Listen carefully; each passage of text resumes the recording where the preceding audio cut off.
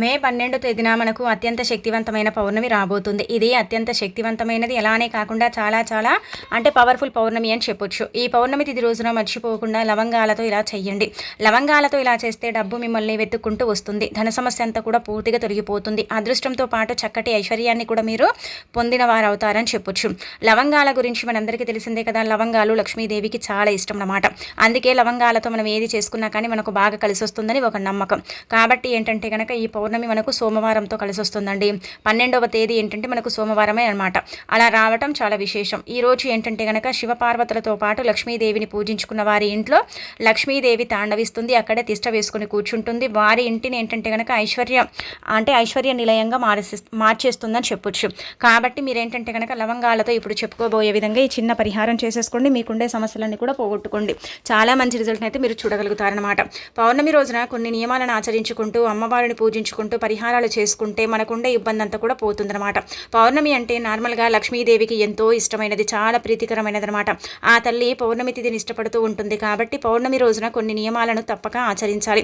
ముఖ్యంగా ఏంటంటే కనుక సూర్యోదయానికి ముందే నిద్ర లేవటం, ఇంటిని వాకిలిని శుభ్రం చేసుకోవటం. అలానే కాకుండా ఈ రోజున ఏంటంటే కనుక సోమవారం ఉంది కాబట్టి ఇంటిని క్లీన్ చేసేటప్పుడు ఉప్పు పసుపు అంటే నీళ్ళల్లో కలిపి ఇంటిని మాపు వేసుకుంటే చాలా మంచిది. అక్కడే లక్ష్మీదేవి స్థిరంగా ఉండిపోతుంది. ఇంట్లో మనకు తెలియకుండా ఉండే కారాత్మక శక్తులన్నీ కూడా బయటికి వచ్చేస్తాయి. అలానే కాకుండా అద్భుతమైన ఫలితాలను కూడా మనం చూడగలుగుతాము. మన ఇల్లు మనకు అనుకూలించడంతో పాటు మన ఇంట్లో సుఖ సంతోషాలు కూడా కలుగుతాయని చెప్పొచ్చు. ఇక ఆ తర్వాత ఏంటంటే కనుక ఈ విధంగా చేసేసుకున్న తర్వాత ఇంకొకటి మీరు గుర్తు పెట్టుకోండి. ఏంటంటేనండి స్నాన కార్యక్రమాలు చేసుకోండి. ఖచ్చితంగా 2 పూటల స్నానం చేయండి. తిదివార నక్షత్రాలు ఉన్నప్పుడు చక్కగా ఏంటంటే కనుక ఈ విధంగా స్నాన కార్యక్రమాలు చేసుకుంటే అదృష్టమే అదృష్టం. దరిద్రాలన్నీ కూడా ఆ నీటి ద్వారా పోతాయి. మనకుండే దిష్టి దోషాలు కూడా ఆ నీటి ద్వారా పోయి మనకు చక్కటి ఆరోగ్య ప్రాప్తి కూడా కలుగుతుంది. మన మీద ఉండే మంది ఏడుపు కూడా వెళ్ళిపోవడానికి అవకాశం ఉంటుంది. కాబట్టి స్నానం చేసేటప్పుడు ఏంటంటే కనుకనండి చక్కగా మీరు రాళ్ళ ఉప్పు అదేనండి కల్లుప్పు అంటాం కదా, అది నీళ్ళల్లో కలుపుకొని కూడా స్నానం చేసుకోవచ్చు. 2 పూటలు చేయండి. 2 పూటలు చేస్తే మంచిది. కుదరకపోతే 1 పూటనైనా సరే స్నానం చేసేసుకోండి, సరిపోతుంది. ఇక ఆ తర్వాత స్నానం చేసి ఉతికిన వస్త్రాలు మాత్రమే ధరించండి. చినిగిన వస్త్రాలు కావచ్చు, పాత ఉంటాయి కదండి, అలాంటి వస్త్రాలు కావచ్చు ధరించకూడదు. ఎందుకంటే భూమి మీద లక్ష్మీదేవి సంచరిస్తూ ఉంటుంది. కాబట్టి మనం అలాంటి పాత బట్టలను వేసుకొని ఉంటే ఆ తల్లి ఇలా అనుకుంటుందని మనకు శాస్త్రంలో చెప్పబడుతుందన్నమాట. నేను ఎంత అంటే వీళ్ళకు ప్రాప్తం చేసిన సంపాదన ఎంత ఇచ్చినా కానీ వీరు ఉండే విధంగానే ఉంటున్నారు. అందుకే వీళ్ళ స్థాయికి తగ్గట్టు మాత్రమే సంపాదన ఇవ్వాలని అనుకుంటూ ఉంటుందని పరిహార శాస్త్రంలో చెప్పబడుతుందన్నమాట.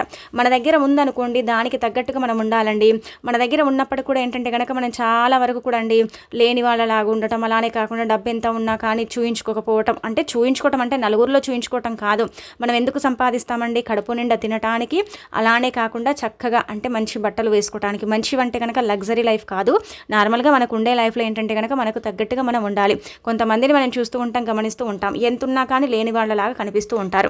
అలా చెయ్యకండి. అలా చేస్తే ఏంటంటే కనుక లక్ష్మీదేవికి కోపం వచ్చి ఉన్నదంతా కూడా ఏంటంటే తీసేసుకుంటుంది. అప్పుడు మనం పేదవాళ్ళలాగా నిజంగా మారిపోతాము. కాబట్టి ఉతికిన వస్త్రాలు ధరించండి. చినిగినవి కానీ లేదంటే కనుక పాత వస్త్రాలు కానీ ఇలాంటివి ధరించకండి. ఇక ఆ తర్వాత వచ్చేసి నలుపు, ఆరెంజ్, అలాగే వచ్చేసి ఏంటంటే బ్లూ కలర్లో ఉండే బట్టలు ధరించకండి. ఈ రోజున ఎరుపు, ఆకుపచ్చ, ఎల్లో కలర్లో ఉండే బట్టలు ధరిస్తే చాలా అదృష్టం అనమాట.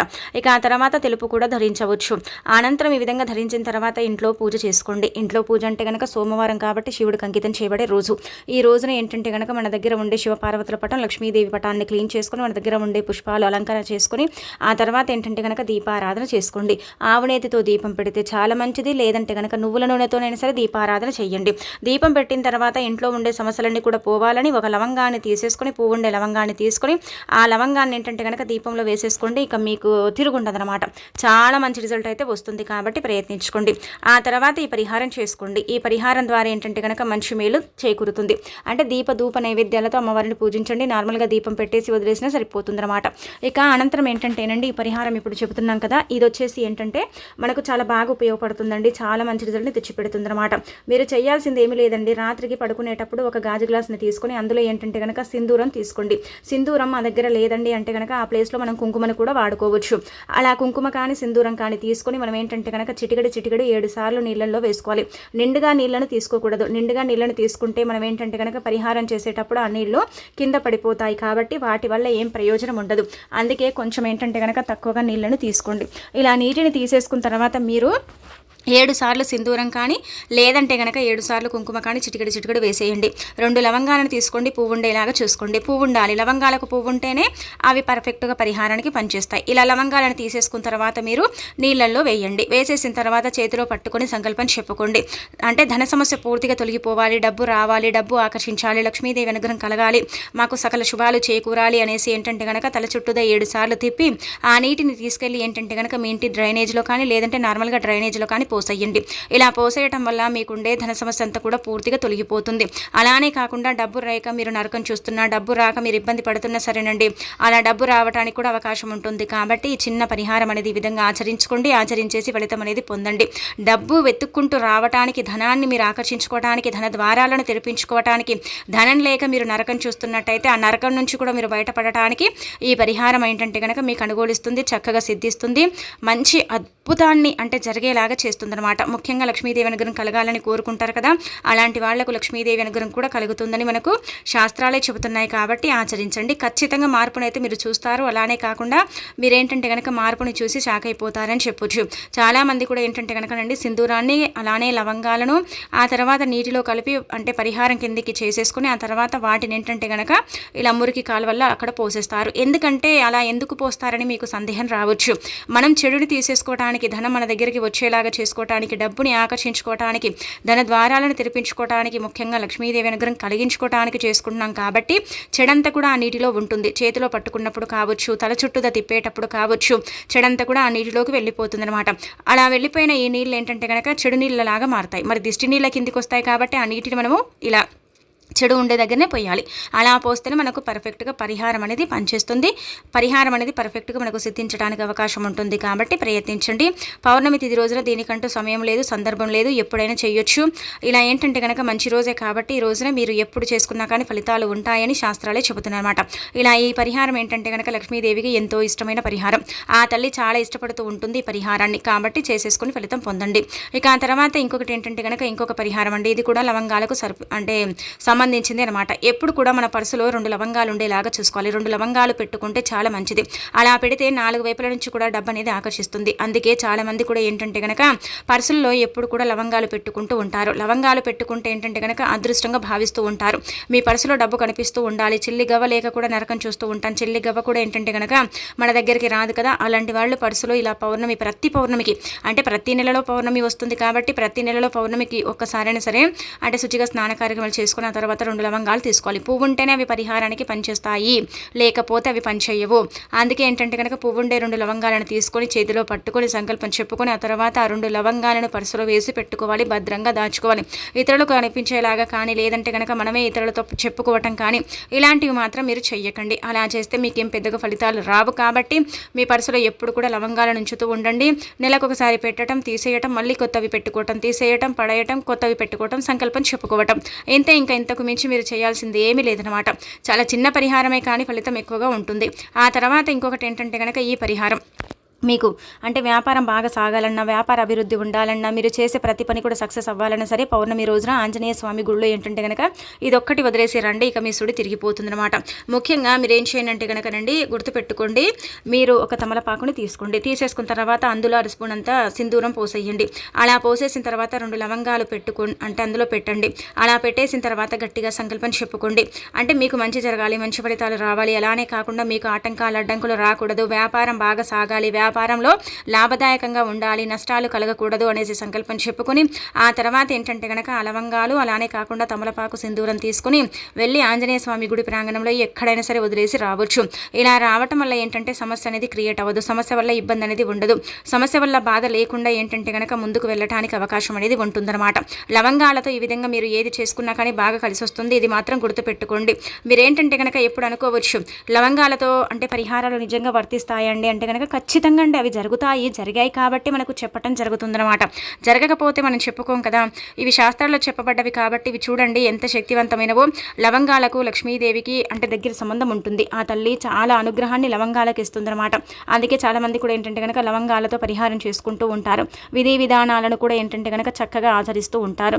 ధనం లేక నరకం చూసే వారికి ఆ నరకం నుంచి బయటపడి డబ్బుని రప్పించుకోవటానికి, ధన ద్వారాలను తెరిపించుకోవటానికి, అదృష్ట చక్రాన్ని అంటే మనకు ధనచక్రము, అదృష్టం ఇవి ఉంటూ ఉంటాయి. అవన్నీ కూడా మనకు ఎక్కువగా పట్టడానికి కూడా ఇవి ఉపయోగపడతాయి. కాబట్టి ఈ విధంగా మీరు ఆచరించండి. మంచి ఫలితమే ఉంటుంది, మంచి మాత్రమే జరుగుతుంది, చెడు మాత్రం జరగదు. అలానే కాకుండా మీరు అద్భుతాలను కూడా చూడగలుగుతారని చెప్పొచ్చు. కాబట్టి ప్రయత్నించేసి ఫలితం అనేది పొందండి. మీకుండే ఇబ్బంది అంతా కూడా తొలగించుకోండి. ఇక ఆ తర్వాత దిష్టి దోషాలతో బాధపడేవారు, దిష్టితో ఏంటంటే కనుక ఇబ్బంది పడతారు కదా, అలాంటి వాళ్ళు ఇక్కడ చూపించే విధంగా నిమ్మకాయను 4 భాగాలుగా కొయ్యండి.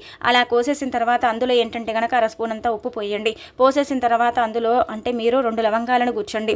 గుచ్చిన తర్వాత కుంకుమ కానీ సింధూరం కానీ చల్లండి. చల్లిన తర్వాత ఏంటంటే కనుక తల చుట్టూ 21 సార్లు తిప్పి ఆ నిమ్మకాయని దూరంగా పడేయండి. ఇలా కనుక మీరు చేసుకున్నట్టయితే మీ దిష్టి దోషాలతో పాటు మీపై ఉండే చెడంతా కూడా వెళ్ళిపోతుంది. అద్భుతమైన ఫలితాలతో మీ జీవితం మారిపోతుంది. మీ దరిద్రం ఆ రోజు నుంచి ఏంటంటే కనుక మీ నుంచి వీడిపోతుంది. అలానే ఆ నిమ్మకాయలోకి చెడంతా కూడా ప్రవేశిస్తుంది. కాబట్టి మన శరీరం మనకు సహకరించడం, శరీరం నుంచి బరువు అంటే దిగిపోయింది అన్నట్టుగా ఉండటం, అలానే కాకుండా మనకు మంచి ఫలితాలు కూడా రావడం, దైవానుగ్రహం కలగటం, ఇంకా మనకు మంచిగా అంటే ఉండటానికి ఇబ్బంది అనేది లేకుండా చేసుకోవటానికి ఉపయోగపడే పరిహారం. కాబట్టి ప్రయత్నించేసి ఫలితం అనేది పొందండి. ఖచ్చితంగా మార్పును అయితే చూడగలుగుతారు. ఆ మార్పుని చూసి మీరే ఏంటంటే కనుక ఆశ్చర్యపోతారనమాట. ఎంత మంచి ఫలితం వస్తుందంటే కనుక మీరు అసలు నమ్మలేరండి. అంటే ఇంతలా మాకు ఫలితం వచ్చిందా, ఇంత బాగా మాకు జరిగిందా అన్నట్టుగా ఏంటంటే ఆశ్చర్యపోతారు. మరి దిష్టి దోషాలను పోగొట్టుకోవాలంటే కనుక ఉపయోగపడే పరిహారం, ఏకైక పరిహారం, అత్యంత శక్తివంతమైన పరిహారం, చాలా చాలా పవర్ఫుల్ని అంటే కలిగి ఉండే పరిహారం, పవర్ఫుల్ పరిహారం. కాబట్టి చేసేసుకోండి. దైవంపై భారం వేసి చేసుకుంటే తొందరగా ఫలితం వస్తుంది. ఆ దేవుడే మన యొక్క సమస్యకు పరిష్కారాన్ని చూపిస్తాడు. మన దిష్టి దోషాలతో పాటు మనకుండే అనేక రకాల సమస్యల్ని కూడా తీరుస్తాడని పురాణ గ్రంథమే చెబుతుందన్నమాట. శాస్త్రాల ప్రకారం పౌర్ణమి రోజున ఎవరైతే సాయంత్రం సంధ్యా సమయంలో ఈ నిమ్మకాయ పరిహారాన్ని ఆచరించుకుంటారో అలాంటి వాళ్ళకి ఏంటంటే కనుక మంచి జరుగుతుంది. వారి జీవితం మారుతుంది. వారికి అద్భుతం అంటే అద్భుతం జరగడానికి కూడా అవకాశం ఉంటుందని చెప్పడం జరుగుతుందన్నమాట. అంత బాగా ఉపయోగపడే పరిహారం. కాబట్టి ప్రయత్నించేసి ఫలితం పొందండి. ఎంత నమ్మకంగా చేసుకుంటారో అంత మంచి ఫలితం అయితే మీరే మీ కళ్ళతో చూసి ఆశ్చర్యపోతారు. అలానే కాకుండా ఇంకొకటి ఏంటంటే దైవానుగ్రహం కూడా కలుగుతుంది. లక్ష్మీదేవికి లవంగాలు ఇష్టం కాబట్టి లవంగాలతో ఏది చేసుకున్నా కానీ బాగా కలిసి రావడానికి అవకాశం ఉంటుందన్నమాట. ఇలా ఈ లవంగాలతో ఏంటంటే కనుక ఈ పరిహారాలను ఆచరించుకోండి. ఈ పరిహారాలను ఆచరించేసుకొని ఏంటంటే కనుక ఫలితం పొందండి.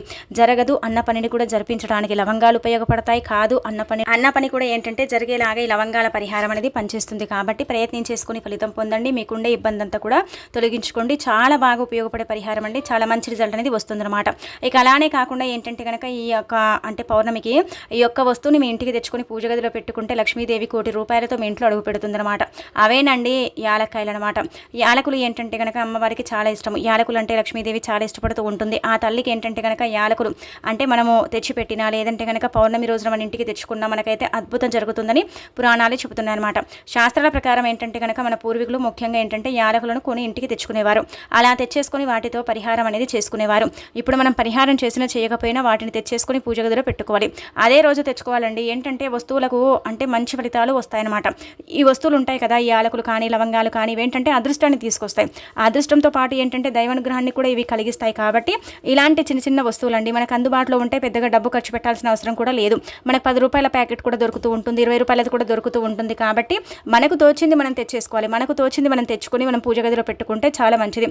లవంగాలు ఎలాగైతే సమస్యలకు అంటే పులి స్టాప్ వేస్తాయో ఈ యాలకులు ఏంటంటే కనుక అలానే అండి మనకు మంచి జరిగేలాగా చేస్తాయి అనమాట. ముఖ్యంగా లక్ష్మీదేవి మా ఇంట్లో లేనే లేదండి, మా ఇంట్లో ఉండదండి, మా ఇంట్లోకి ఎప్పుడు కూడా ఆ తల్లి ప్రవేశించదు, మాకెప్పుడు తీవ్రంగా ఏంటంటే కనుక ఇబ్బందులు అనుకుంటారు కదా, అలాంటి వాళ్ళ ఇంట్లోకి లక్ష్మీదేవి అంటే వచ్చి తిష్ట వేసుకుని కూర్చోవాలన్నా, వాళ్ళకి ఐశ్వర్యాన్ని కలిగించాలన్నా, చక్కగా అదృష్టవంతులుగా మార్చాలన్నా సరేనండి, తప్పనిసరిగా ఏంటంటే కనుక ఈ పరిహారం మీకు పనిచేస్తుంది. చాలా చాలా మంచి పరిహారం అన్నమాట. యాలకులే కదా అనుకోకండి, యాలకులు ఇంటికి తెచ్చుకోండి. తెచ్చుకున్న తర్వాత ఏంటంటే కనుక పూజ గదిలో పెట్టుకోండి, పూజించుకోండి. ఆ తర్వాత వాటితో మీరు ఏంటంటే కనుక జేబుల్లో, పర్సుల్లో, మీ బీరువా లాకర్లో, మీరు పనిచేసే దగ్గర గల్లా పెట్టెల్లో ఎక్కడైనా 5 లవంగాలను పెట్టొచ్చు. అలా ఒకవేళ మాకు కుదరదు అనుకుంటారు కదా, అలాంటి వాళ్ళు డైరెక్ట్గా పూజ గదిలో పెట్టేసుకుని సరిపోతుంది. పూజ గదిలో పెట్టిన మాకు ఏంటంటే కనుకనండి ఇంకా వాటిని మేము వాడుకోవాలనుకుంటే కూడా తీసేసి వాడుకోవచ్చు. ఏం కాదండి, తీసేసుకుని వాడుకున్నా కానీ ఫలితం అనేది ఉంటుందన్నమాట. ఫలితాన్ని మనం చూడగలుగుతాం. కాబట్టి యాలకులు తెచ్చేసుకుని ఈ విధంగా ఆచరించండి. లేదంటే కనుక మీరు యాలకుల మాలను అయినా సరేనండి అమ్మవారికి సమర్పించండి. అంటే యాలకుల మాల కూడా అమ్మవారికి పౌర్ణమి తిథి రోజున అంటే సమర్పిస్తే చాలా మంచిది. పౌర్ణమి తిథి రోజున యాలకుల మాలను అమ్మవారికి సమర్పించిన తర్వాత దాన్ని తీసుకుని వ్యాపారం చేసే దగ్గర గల్లా పెట్టెలు పెట్టుకుంటే మీ వ్యాపారాన్ని చూసి అందరూ కూడా కుళ్ళుకోవటం, అసూయపడటం, అలానే కాకుండా ఈర్ష్య అనేది కలగటం, ఇవన్నీ కూడా మీరే మీ కళ్ళతో చూస్తారనమాట. అంత బాగా వ్యాపారం ఏంటంటే సాగుతుంది. వ్యాపారంలో ఇబ్బందులు అనేవి ఉండవు. వ్యాపార పరంగా మాత్రం చాలా బాగుంటుందని చెప్పుకోదగ్గ విషయం. కాబట్టి మీరేంటంటే కనుక ముఖ్యంగా వ్యాపారం అభివృద్ధి కోసం కానీ వ్యాపారంలో బాగా రాణించడానికి చేసుకోవడానికి కావచ్చు, అమ్మవారి అనుగ్రహం కలిగించుకోవడానికి కావచ్చు, దైవానుగ్రహంతో మీరు ముందుకు వెళ్ళడానికి ఇలా మీరు రకరకాలుగా ఏంటంటే కనుక లక్ష్మీదేవి అనుగ్రహం పొందాలనుకునేవారు ఖచ్చితంగా యాలకులను తెచ్చేసి మాలలాగా చేసి మీరు 21 యాలకులు తీసుకొని మాలలాగా చేసేసి అమ్మవారికి ఆ దండను సమర్పించి ఆ తర్వాత కాసేపు ఉంచి తీసి ఇదే పౌర్ణమి రోజున ఏంటంటే కనుక మీ యొక్క అంటే లాకర్లో పెట్టేసుకోండి. లేదంటే కనుక మీరు గల్లా పెట్టుంటే అక్కడైనా సరే పెట్టుకోండి. ఇలా పెట్టుకున్నా కానీ లక్ష్మీదేవి మిమ్మల్ని అనుగ్రహిస్తుంది, ఐశ్వర్యాన్ని ఇస్తుంది, ధనాన్ని ఇస్తుంది, 4 వైపుల నుంచి కూడా ఏంటంటే కనుక డబ్బుని ఆకర్షిస్తుందని చెప్పుకోదగ్గ విషయం. కాబట్టి ప్రయత్నించేసి ఫలితం అనేది పొందండి. రేపు వచ్చే పౌర్ణమి సామాన్యమైనది కాదు కాబట్టి ఈ రోజున ఈ విధంగా పరిహారం చేసుకుంటే మంచి ఫలితాలు అయితే ఉంటాయి. ఆ ఫలితాలను మీరే మీ కళ్ళతో చూసి ఆశ్చర్యపోతారు. కాబట్టి చిన్న చిన్న అంటే పరిహారాలు చేసేసుకుని అమ్మవారి యొక్క అనుగ్రహం కలిగించుకోండి, మీ సృడిని తిప్పుకోండి, ఇక మీకు తిరుగులేని యోగాన్ని కూడా కల్పించుకోండి.